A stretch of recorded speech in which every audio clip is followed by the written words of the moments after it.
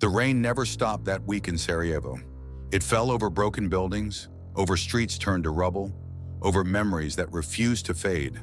In the middle of it all, a young nurse named Katarzyna ran through the ruins with a torn radio in her hand and hope still beating in her chest. She had no map, no escort, and no idea that the man waiting in the black military jeep would change everything. His name was Captain Thomas Hargrove, a British officer whose eyes carried the weight of battles no metal could ever honor. He didn't speak much. He didn't have to. Sometimes silence says more than 1,000 words. This story isn't just about war. It's about two strangers who found each other in the middle of chaos, and the quiet courage it takes to keep going when the world around you is falling apart. Welcome to the channel. If you believe these stories should never be forgotten, join us. Subscribe now and turn on the notifications to keep alive every memory and every voice that deserves to be heard. Without further delay, let's get straight to the point. The road was cracked and soaked with rain, winding through the ruins of a city that had once known laughter. Sarajevo was quiet now. Too quiet. The kind of silence that only comes after everything changes. Inside the black military jeep, the windshield wipers squeaked in a steady rhythm, pushing aside the water, but not the memories. Katarzyna sat in the passenger seat, her wet uniform clinging to her skin, her breath fogging up the window as she spoke. At first, her words were light, almost playful. She talked about the little things, how the sound of distant thunder still made her flinch, how some nights she woke up gasping from dreams that didn't let her go. She shared how she wore mismatched socks on purpose, one with cartoon bears, the other with musical notes, just to remind herself that the world hadn't gone completely dark.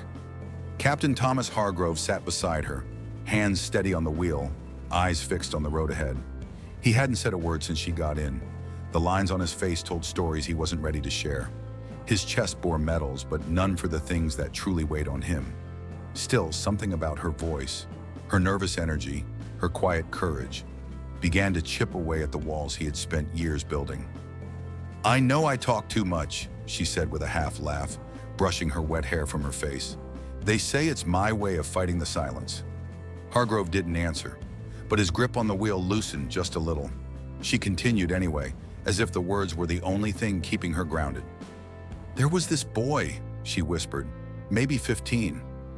He had shrapnel in his leg. All he wanted was to go home and see his dog again. He asked me if I thought things would ever feel normal. I told him yes, but I wasn't sure." The jeep hit a pothole, and for a moment, they both bounced slightly in their seats. Neither said a word. The silence returned, but this time it felt different. Not cold, not empty, just quiet. Then for the first time, Hargrove spoke. "You did the right thing," he said, his voice low and rough, like gravel underfoot. "Sometimes that's all we have." Katarzyna turned to look at him, surprised. He didn't meet her gaze. His eyes remained fixed on the gray horizon, but something had shifted in him, a tiny crack in the armor. She nodded slowly, feeling the weight of his words settle into her chest. They passed what used to be a playground. Rusted swings moved gently in the wind. A soccer ball, deflated and forgotten, rested against the fence. Katarzyna's voice returned, softer now. "My father was a soldier," she said. "He told me that sometimes the hardest battles are the ones no one sees, the ones you carry in silence." Hargrove gave the faintest nod, and for a brief second, Katarzyna saw something in him. Pain, yes, but also warmth. Something still alive under the scars. As the jeep approached the field hospital, the rain eased into a drizzle. The city remained quiet, but inside that vehicle, two strangers had found something rare, understanding. And in a place where everything seemed broken, that moment of connection was enough to remind them that not all was lost. Some voices, even if quiet, have the power to break through the silence. And sometimes healing begins not with answers, but with someone willing to listen. The rain hadn't stopped, but the hospital tents stood tall against the gray skies, lined up like fragile hopes on the muddy ground. Katarzyna jumped out of the jeep without saying much. Just a small, thankful smile as she clutched her bag to her chest. Her boots splashed into the wet gravel as she hurried inside, heart still racing from the strange silence that had filled the vehicle minutes earlier. Inside, everything was moving fast. Nurses ran from one corridor to another, voices blending into the constant hum of urgency.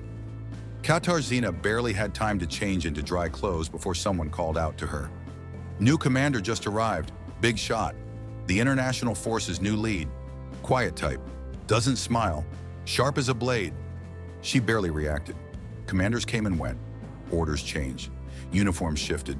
But her mind was still replaying the quiet drive, the unexpected conversation, and the weight of that one sentence. "You did the right thing." As she adjusted her sleeves and tied back her damp hair, another nurse pulled her aside. "He's in the dining hall. Staff's gathering for introductions. You should come." Katarzyna hesitated, then followed.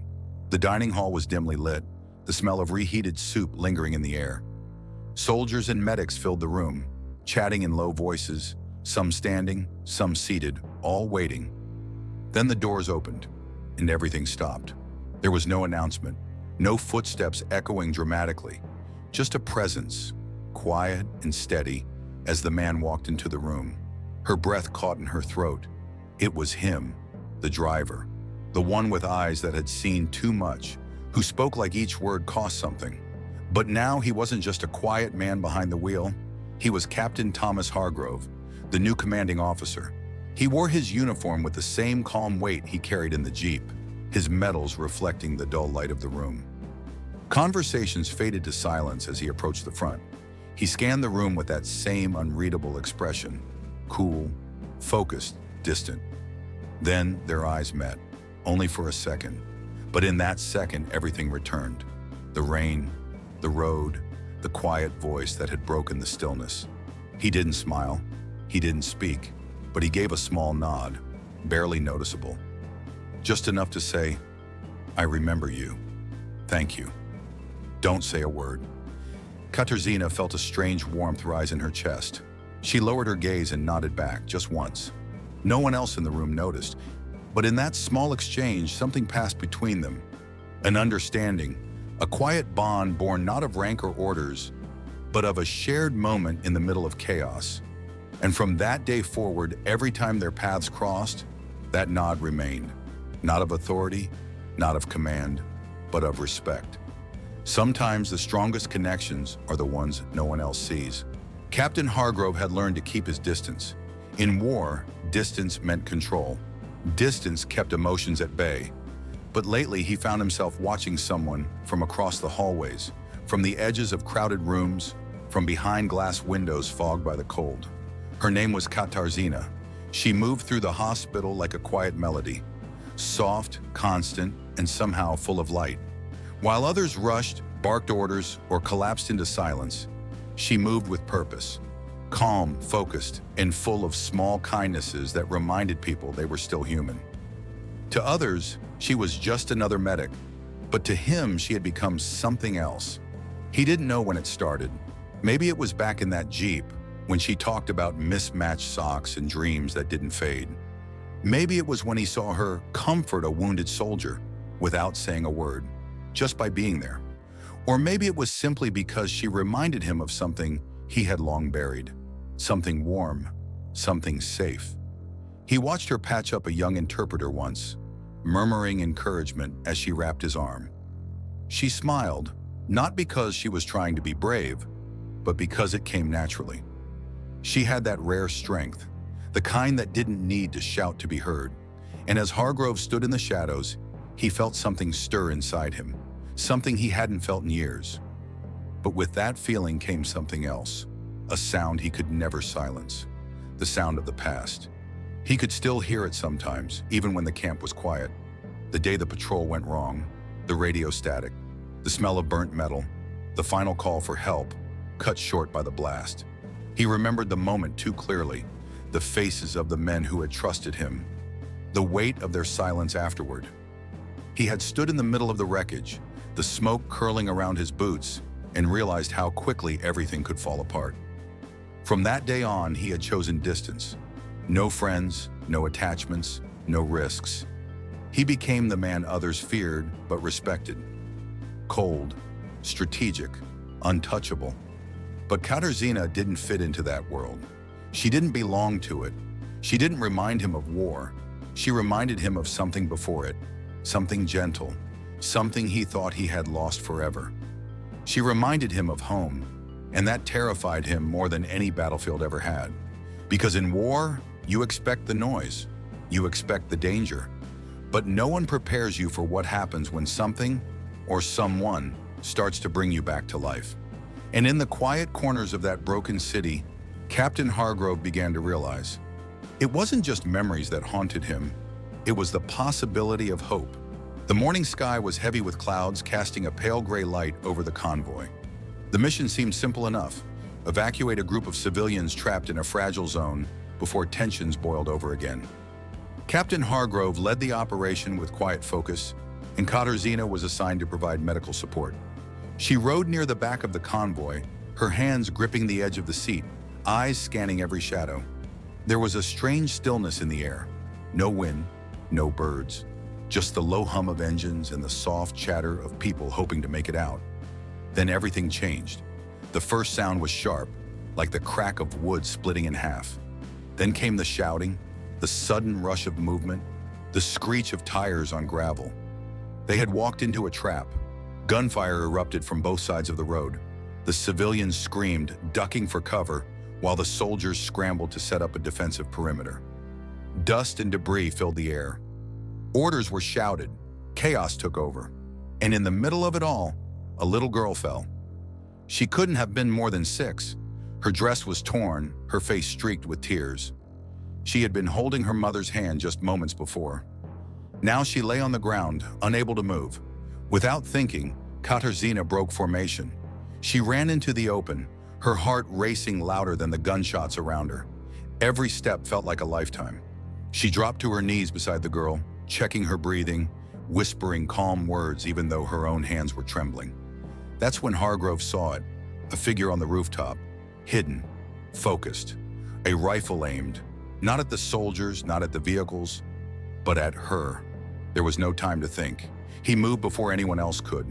One leap, one breath. He threw himself in front of her just as the shot rang out. The impact knocked him back, pain flashing across his face. His body collapsed beside her, his uniform stained, his breathing uneven. Katarzyna screamed his name, her voice drowned by the sounds of chaos. She turned toward him, cradling his head in her hands, pressing down on his shoulder, trying to stop the bleeding, trying to hold on. "Don't close your eyes," she whispered fiercely, eyes wide with fear. "You're not leaving, not now, not after everything you've been through." Hargrove blinked slowly, the world around him blurring, but her voice stayed clear. It cut through the noise like a lifeline. He reached for her wrist, barely able to speak. "You still talk too much," he muttered with a faint, crooked smile. Tears filled her eyes, but she laughed, a sound full of relief and fear and love she didn't yet understand. The team finally reached them, shouting orders, dragging the girl and Hargrove to safety. And as the convoy pulled away, with sirens wailing and engines roaring, Katarzyna sat beside him in the back of the Jeep, holding his hand like she would never let go. In that moment, nothing else mattered. Not the mission, not the ranks, not the past. Only the fact that he had jumped into the fire for her, and that she would now do everything to keep him alive. The days after the ambush passed slowly, like fog clinging to the edges of memory. The hospital ward buzzed with quiet activity, nurses moving between beds, voices low, the sound of monitors blinking like distant echoes. Captain Hargrove lay in a corner room, his shoulder carefully bandaged, his movements limited, his pride bruised more than anything else. But every morning, without fail, Katarzyna appeared at his bedside. She brought with her the same gentle strength that had carried her through the worst of the war. A thermos filled with black tea and honey, a bundle of potato pancakes wrapped in a green military cloth, and one day, a small wooden cross, worn smooth by time, tied to a string. She placed it quietly on the table beside his bed. "What's this?" he asked, lifting an eyebrow. "It's been with me since I was 6, she said softly. "It's not magic, just comfort." He looked at it for a long moment, then nodded. "Comfort's rare around here." Katarzyna smiled and sat down. "You're taking care of me like I'm one of your patients," he said with a hint of amusement. She tilted her head, her eyes warm but firm. "You're wrong." "Oh? I'm taking care of the man who stepped in front of danger to save a little girl. And who saved me too." There was silence. Not heavy, not uncomfortable, just stillness between two people who had seen too much to waste time with polite small talk. Then something unexpected happened. Hargrove smiled, a real one. Not a smirk, not a passing expression, but a quiet, honest smile that came from a place he thought had been buried years ago. It caught her off guard, and for a moment she didn't know what to say. "I haven't seen you smile before," she whispered. "Neither have I," he replied. Day after day she came back, sometimes with stories, sometimes just to sit with him in silence. There were no grand speeches, no confessions, just shared moments, soft laughter, old songs playing from a battered radio. A strange peace growing in the middle of a place built on pain. Each time she entered the room, something lifted. The cold walls he had built over years of battle started to crack. Not from anything loud or sudden, but from the small, persistent warmth of kindness. She never called him a hero. He never asked her why she stayed. They didn't need to. Some bonds don't need to be explained. They just happen, in the middle of storms, between broken things. And sometimes the strongest hearts are the ones that keep showing up, even when no one asks them to. It was supposed to be a simple event, a morale broadcast, nothing more. Soldiers from across the region gathered in a makeshift auditorium, their uniforms crisp, their expressions tired but respectful. Cameras rolled, flags stood still, and somewhere behind the scenes, a young nurse adjusted her jacket, unaware that the next few minutes would change everything. Katarzyna had only come to support her unit. She didn't expect to speak, but a cheerful reporter was weaving through the crowd with a handheld camera, asking for short, honest words from those serving on the front lines. When the microphone turned to her, she hesitated. "Can I say something about someone who changed how I see this place?" she asked. The reporter nodded. She didn't speak with drama or tears. She didn't try to be poetic. Her voice was steady, and her words came from the quiet center of her heart. "There's a man here," she said, eyes distant. "A leader, someone who carries more weight than most of us can imagine. He taught me that even in the worst places, there's still kindness. There's still courage that doesn't shout. And sometimes there's someone who reminds you who you were before the noise."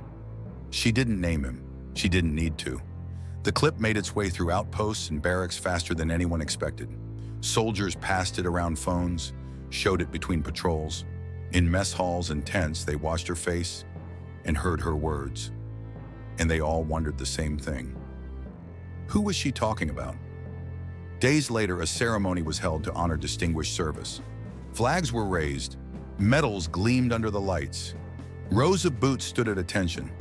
Captain Thomas Hargrove was called to the stage. He walked with the quiet precision of a man who'd spent his life caring more than he ever spoke aloud. The room settled into silence as he approached the microphone. He looked out over the crowd. His eyes, usually so guarded, softened. And then he spoke. "War can take us to dark places," he said, voice steady. "Places where silence is easier than truth, where connection feels like a risk. But sometimes, if we're lucky, it also brings us face to face with someone who reminds us of who we could be again." He paused. Then his eyes found hers. One glance, simple, unshaken, full of meaning. And in that moment, the room understood. No name was spoken. No confession was needed. But everyone there felt the truth like a quiet wave washing over them. Not every battlefield leaves scars on the skin. Some leave them in the spaces between people. And sometimes healing begins not with medals or speeches, but with the courage to be seen. And for the first time, Hargrove let himself be seen, not just as a commander, but as a man who had been changed by kindness, by courage, and by someone who never stopped believing in him. The invitation came without ceremony. It wasn't delivered by a soldier or typed on official paper. It was simple. Just a quiet moment in the hallway as the sun dipped below the mountains, casting long shadows through the windows of the base. "I need someone with me tonight," Hargrove said, his voice low. "Not as a medic, but as someone who..." Understands. Katarzyna looked up from her notes, surprised. He never asked for company, never asked for anything. "Where are we going?" she asked. "Dinner," he replied. "UN representatives, diplomats, generals. The kind of evening where everyone smiles, but no one really says what they mean." She raised an eyebrow. "And what am I supposed to do there?" He gave a small shrug. "Just be there. That's enough." She nodded. That night, she tied her hair back neatly and wore a clean uniform. Not formal, not fancy, just simple and steady, like her. Hargrove met her at the edge of the mess hall, where black cars waited to take them into the city. As they stepped into the wide room filled with polished silver, heavy uniforms, and practiced speeches, something between them changed, but not loudly. There were no bold declarations, no stares held too long, just the kind of silence that says everything without needing to speak. They sat side by side as courses were served. Diplomats toasted to unity, generals spoke in rehearsed lines, and officers traded careful words like chess pieces. But in the middle of it all, between the clinking of glasses and the weight of formal smiles, Katarzyna and Hargrove shared a different kind of presence. He didn't need to explain himself. She didn't need to ask why she was there. Their silence wasn't awkward. It was steady, familiar, safe. At one point, someone leaned across the table to Hargrove and said, "Didn't know you brought your second in command?" He didn't correct them.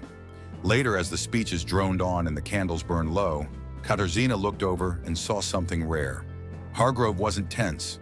His shoulders had relaxed, his face had softened, and though he hadn't said much all evening, she could tell. He wasn't alone anymore. That night wasn't about politics or ranks or orders. It was about something unspoken, a silent mission of its own. To stand beside someone not because duty required it, but because the connection was real. And in a world built on orders and commands, that kind of bond was more valuable than any medal. When the night ended, they didn't say much on the drive back. But as the car moved quietly through the empty streets, their hands rested just close enough on the seat between them, almost touching, and neither of them pulled away.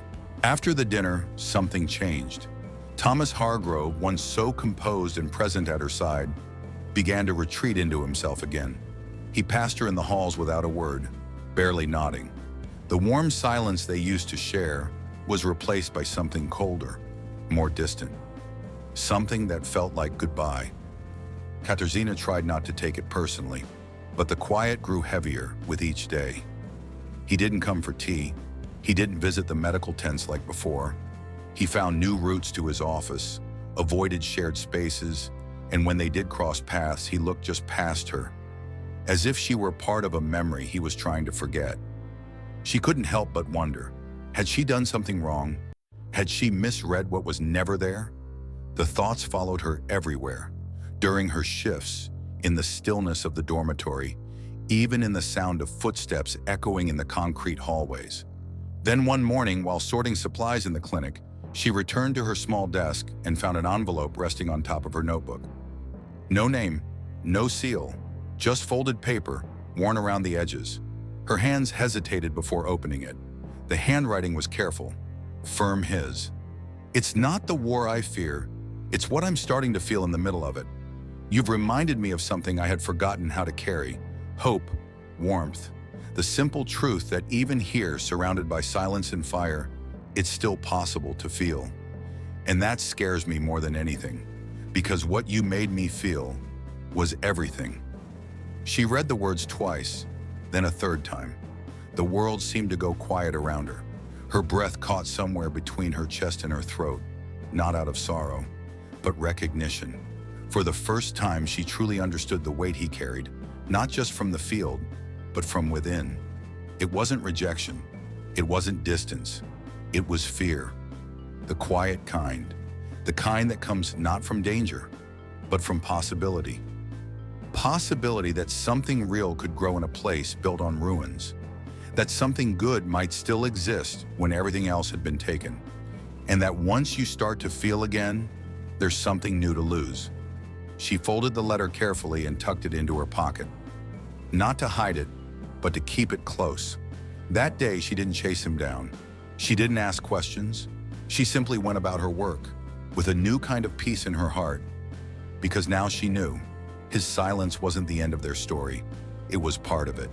The farewell ceremony was held under a pale sky, just as the sun dipped behind the hills. Soldiers stood in rows, uniforms straight, boots lined against the gravel. Flags moved gently in the wind, and for a moment, the war felt distant, like the world had paused just long enough to honor something more personal.